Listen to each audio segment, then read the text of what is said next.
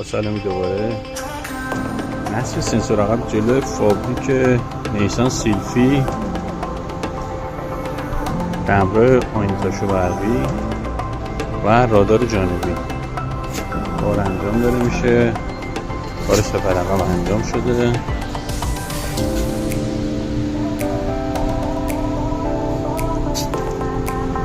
سنسور رو بسته شده رادار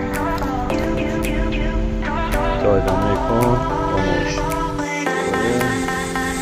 کار نصب سنسورها و رادار و آینه‌تاشو برقی نیسان سیلفی تموم شده.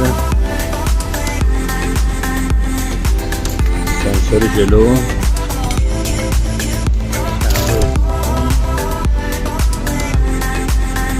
دو سنسور جلو میخوره و 4 سنسور عقب.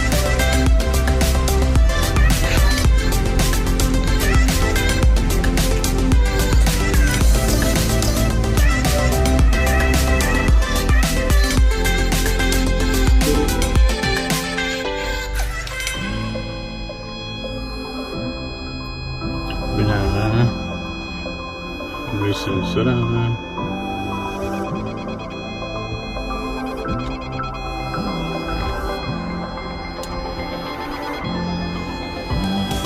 تصویر دوربین جلو روی سنسور جلو.